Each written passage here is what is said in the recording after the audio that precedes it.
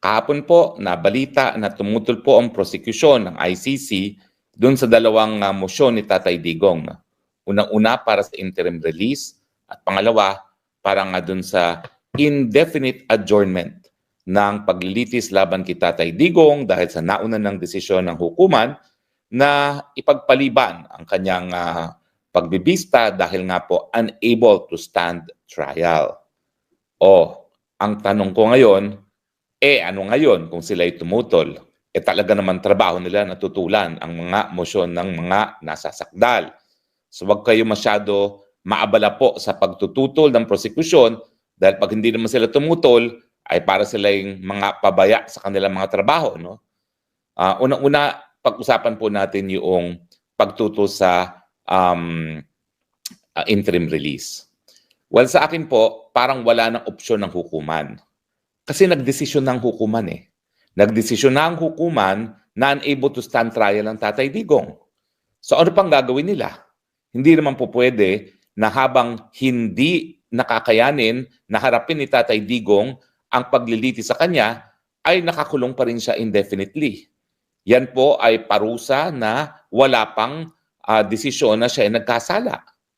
Ang aking kinatatakot nga po is maski mag-grant ang interim release, baka walang tumanggap sa kanya at masapit niya ang kapalaran gaya nitong si Kaguba na hanggang ngayon, maski wala na sa tamang pag-iisip dahil meron na siyang demensya at meron na siyang Alzheimer's, ay nakakulong pa rin. Para bagang parusang panghabang buhay na nakakulong dahil lamang sa walang bansa na nais tumanggap sa kanyang interim release at hindi rin siya tinatanggap ng kanyang inang bayan na bansang Rwanda. So sa akin, ano pang gagawin ng hukuman? Hindi na maintindihan nung akusado kung ano yung paratang sa kanya at dahil hindi nga niya maintindihan, wala na siyang sapat na kakayahan para maintindihan ang mga paratang sa kanya, wala na rin siyang sapat na pamamaraan para magkaroon ng depensa. So sa akin po, miski sabihin nyo na flight risk, miski sabihin ninyo na si Inday Sara ay hindi kinikilala ang jurisdiksyon ng hukuman at nagbiro pa raw na itatakas niya ang tatay niya, lahat po yan baliwala dahil ang katunayan, habang hindi kakayanin na humarap sa paglilitis ang isang akusado, hindi po pwedeng ikulong. Kaya nga po, di ba, ang aking pagkakaiba kay Kaufman ay hindi ko lang hihingin ng indefinite adjournment, ang hihingin ko outright dismissal of the case. Pero isa-isahin din natin yung mga sinabi ng prosecution. Una-una, sabi niya ay flight risk. Limot-limot na nga, paano naman magiging flight risk yan? Paano niya paplanuhin ang kanyang pagpapatakas sa kulungan? Limot-limot na nga siya. Baka sabihin niya ngayon, tatakas ako tapos maya-maya makalimutan na niya. Ano nga bang gagawin ko? Di ba? Ganyan naman ang anyo ng limot-limot. Ako po kasi nag-alaga ng nanay at ng tiya na talagang limot-limot bago pumanaw. Sa totoo lang po, alam ko na bago pa napadala dito sa dahig si Tatay Digong, limot-limot na siya. Bakit po? Kasi pag kami nag-uusap sa telepono, pareho po ng pareho ang kanyang nais pag-usapan. Para bagang hindi niya naalala na nasabi niya yun sa akin. So sa akin, day one pa lang po ng paglilitis, alam ko na limot-limot. Sinabi rin po yan na hindi ko lang yan sinabi rin niya ng mga kapamilya ni Tatay Digong. Kaya nga, nung kauna-unahang araw ng pagdinig dito sa dahig, nais nilang iparating na kaagad sa hukuman yan. Hysterical po si Ma'am Hanilet at saka talagang insistent si BP Sara na maparating yan sa hukuman. Ang naging desisyon naman ng lead counsel, nakausap naman daw niya at hindi po pwedeng sabihin na limot-limot dahil mukhang naiintindihan niya yung mga proceedings. Pero sa katunayan po, either mabilis na lumalayan o sa mulat-mula po talaga, talagang medyo matindi na yung problema sa pagiging limot-limot. Ang problema kasi, ako anekdota lang, kwento lang ang sa akin. Hindi naman ako doktor, so wala akong kakayahan na mag-gauge, no? Pero day one pa lang po, alam na po yan. Yung pagiging limot-limot ni Tatay Digong at yun nga po, no? Ang nakakalungkot, 6 months later, yan din po ang dahilan para matigil nga ang proceeding sa kanya. Sana hindi na siya nakulong ng 6 na buwan. No? Pero, yun nga po, so paano siya makakapagplano ng kanyang pagtatakas, baka makalimutan niya na nagplano siya na tumakas. Talaga naman itong mga prosecution ng ICC. No? O pangalawa, hindi raw kinikilala ng pamilya yung jurisdiction ng ICC. Ano ngayon kung hindi nila kinikilala? Talaga namang nalabag ang Article 59 ng ICC. Gusto mong bang sabihin na maski merong paglabag sa mandatory provision ng ICC, yan ay dahilan para hindi siya mabigyan ng interim release? Kung titignan ninyo, siya lang ginagamit ng Rome Statute na kinakailangan iharap muna sa lokal na hukuman na magarantiya na ang karapatang pantao ay ginalang at pangalawa, ginalang rin ng soberenya. Dahil kung wala nang ang dahilan para makipagtulungan sa ICC, malalabag at malalabag ang soberenya ng bansa kung saan kukunin yung akusado. O ayan, anong sama kung sasabihin mo talagang hindi nasunod ang Article 59 and therefore yan ay kidnapping? Totoo naman, hindi dapat yan maging dahilan para tutulan ng interim release. At yung joke na itatakas daw niya, well, in the first place, joke nga yung prosecution na nagsabi, it was said in jest. O nagbibiro, bakit mo ngayon gagamitin yan dahilan para hindi magkaroon ng interim release? Now, sinasabi rin nila na influential pa raw si BP Sara dahil Vice President sa Pilipinas. Talaga namang mangmang sila sa politika ng Pilipinas. Hindi nila alam na sa mulat-mula, at least mula nung 2024, talagang halos wala na kapangyarihan si Inday Sara. Nakita nyo naman kung paano linapastangan yung kanyang chief of staff ng Quad Committee. Nakita nyo naman kung paano nakidnap ang sarili niyang ama. Kung may kapangyarihan pa ang BP Sara bilang Vice President, sana nakapasok na lang siya doon sa Villamor Air Base nang natigil yung pangingidnap sa kanyang ama. Dahil hindi man lang siya nakapasok, yan po ay patunay na meron lang siyang titulo pero binabaliwala ang kanyang titulo at ang kapangyarihan ng kanyang opisina ng mga liderato sa Pilipinas. Kasama na ang kapulisan na talaga namang lantaran ng pagbabastos kay Inday Sara nung panahon nga na pilit nilang linilipat yung kanyang chief of staff na si Laika Lopez at saka sa Villamor dahil hindi nga siya pinapasok. Hindi ba pagbabastos yun?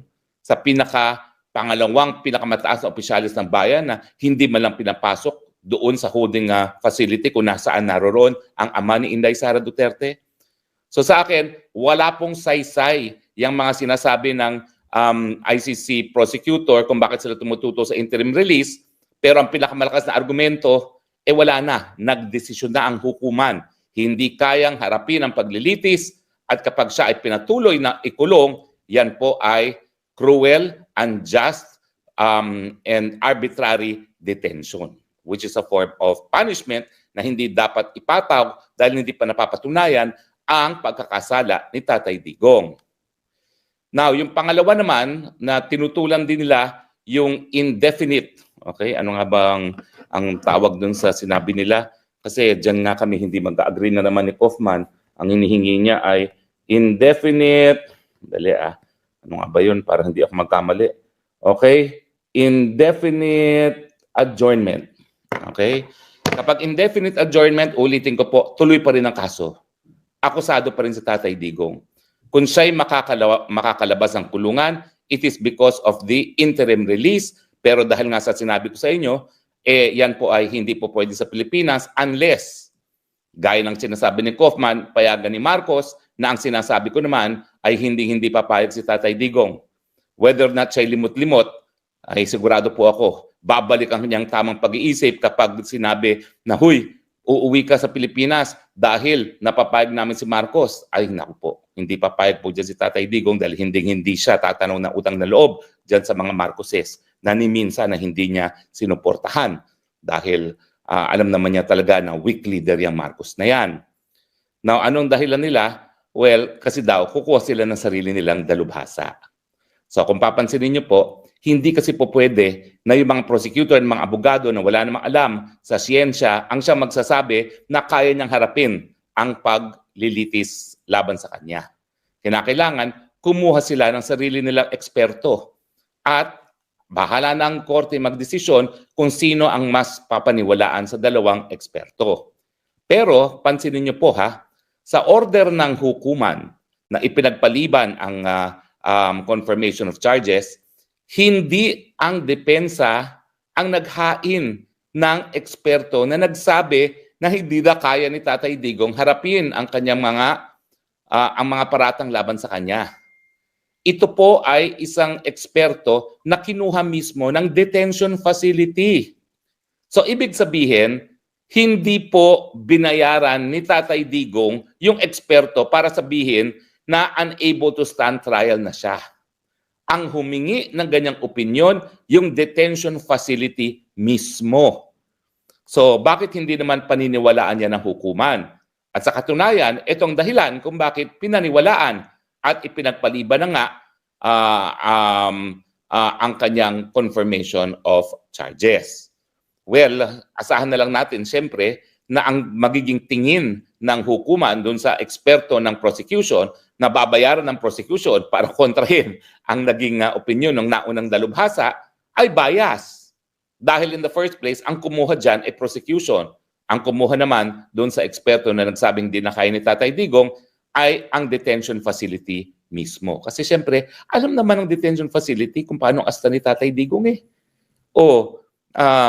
At miski naman tayo doon sa mga briefing na mga mahal niya sa buhay na dumadalaw sa kanya, paminsan-minsan, lumalabas ang katotohanan na hindi niya alam o nakalimutan niya na Vice President na si Inday Sara, akala niya mayor pa rin, o akala niya bata pa rin si Kitty, hindi niya alam, 21 years old na, yung mga ganung bagay. So siyempre, napapansin din niya ng detention facility dahil trabaho nila na bantayan yung kanilang mga nakadetene. Lalong-lalo na yung mga 80 anyos na meron ng mga kapansanan. Hindi ko nga alam kung sinasabi talaga ng detention facility ang lahat ng nangyayari kay Tatay Digong. Sana naman sinasabi nila, no? Pero ako nakakakalap akong impormasyon na maraming mga bagay-bagay na hindi isinasa publiko. Siguro ayaw rin ng pamilya, pero yung aking mga informante nagtataka rin kung sinasabi mismo ng detention facility sa pamilya ang mga pangyayari o mga nangyayari kay Tatay Digong. Diba? Alam nyo, maraming hindi tama dito sa patakaran ng ICC detention facility. Kayo ba'y naniniwala na ang pwede lang bumisita ay mga kapamilya lamang? O, di ba? Kahit saan naman kayo pumunta na kulungan, pwedeng bisitahin ng pastor, pwedeng bisitahin ng mga kaibigan. Pero bakit dito pamilya lang? Merong something is wrong with the system kung totoo yan. Bagamat ang duda ko talaga, talagang ang lead counsel ang nagdedetermine kung sino. Bakit? Kasi meron akong kasulatan na ganyan in writing from the detention facility. Kaya, from the very beginning, hindi ko nakita si Tatay Digong. Kasi ang sagot sa akin, hindi ako pinayagan ng lead counsel. So, maraming mga bagay-bagay na hindi natin alam kung talagang polisiya ng detention facility or polisiya ng ibang tao. No? Pero, itong pagkuha ng eksperto, ang kumuha na detention facility kasi kita na nila na parang merong diferensya sa paningin o sa perception ni Tatay Digong. Siguro nakakalimutan na nga kung anong araw. Siguro nakakalimutan na uminom ng gamot. Siguro hindi na alam kung anong gagawin pang araw-araw. Siguro nagtatanong na sinong bibisita, baka hindi na niya maalala. Kaya sila na ang kumuha ng dalubhasa para ma-examine ang kondisyon ni Tatay Digong. Dahil pag may nangyari kay Tatay Digong, syempre, sagot nila yan. So wag po kayo mag-alala, ha? Maski tumututol ang prosecution, trabaho po nilang tumutol yan. Pag hindi sila tumutol, sila ay pabaya sa kanilang trabaho. Pero unang-una, pagdating sa interim release, malabo na pong mapakinggan yan. Dahil nga po, nagkaroon na ng desisyon. Naunang desisyon ang hukuman na sumasang-ayon sa opinyon ng isang dalubhasa na hindi binayaran ni Tatay Digong na hindi na niya kayang humarap diyan po sa paglilitis na yan. At siyempre, pagdating naman sa interim release, dahil nga wala na siyang kakayahan humarap, kapag siya'y patuloy pang kinulong, despite the fact na hindi na nga magtutuloy ang kanyang paglilitis dahil hindi na kayang harapin yan, siyempre po, yan po ay magiging napakalaking paglabag sa karapatang pantao dahil that will be parang pagkakakulong na parang nagkasala na sa bagamat hindi pa po nagkakaroon ng paglilitis at hindi pa napapatunayan ang kanyang pagkakasala dahil sang-ayon po sa karapatang pantao at doon na rin, sang-ayon na rin sa Rome Statute, lahat naman po ng akusado ay merong presumption of innocence. So ang aking position po, I am of the view that the opposition to the interim release will not be entertained by the court if only because there's been a prior finding that the president is unable and fit to stand trial, and therefore his continued detention would amount to a violation of his right, and would therefore amount to a punishment without a prior judgment of conviction. Likewise, the prosecution's motion to oppose the indefinite, ano ba yun? Indefinite, I have to be precise, okay? Indefinite adjournment of proceedings, although expected, will probably not be entertained by the court because the determination that he is unfit to stand trial was made by an expert, which was retained by the detention facility and not paid for by the accused, Rodrigo Roa Duterte. So wag po tayo mag-alala, yung aking paninindigan na magkakaroon po ng interim release at ang aking pagkakaiba lang, mas gusto ko nang mag-move for complete dismissal of the case. Kasi pag naging permanente naman po, ang inability to stand trial, talagang malalabag naman po ang karapatang pantao ni Tatay Digong at kinakailangan tuluyan ng madismiss ang kaso nang sa ganon, siya'y makauwi sa Pilipinas nang walang utang na loob sa mga Marcoses. I remain firm in my conviction that because of his inability to stand the trial, the defense must file a motion to dismiss because the continuance of the case would be a violation of the accused's right, human right, of course, to a speedy trial. And furthermore, it would amount to a punishment without a prior finding of guilt. So maraming salamat po sa inyong patuloy na pagtangkilik. Huwag po kayong mag-alala. Patuloy po nating ipagdasal ang Tatay Digong. At sa tingin ko naman po, Diyos na ang humanap ng paraan para mapalaya si Tatay Digong. Diyos na po ang humanap ng paraan, and antayin na lang natin hanggang completely makalabas na ng detention facilities Tatay Digong. At ako'y naninindigan, makakauwi pa rin si Tatay Digong sa Pilipinas at hindi po susi ang mga Marcos. Kung hindi, ang karapatang pantao ni Tatay Digong ang siyang magiging dahilan para siya ay tuluyan ng mapalaya. Dahil sa aking paninindigan, dapat complete dismissal kapag hindi na kayang humarap sa paglilitis. Maraming salamat po.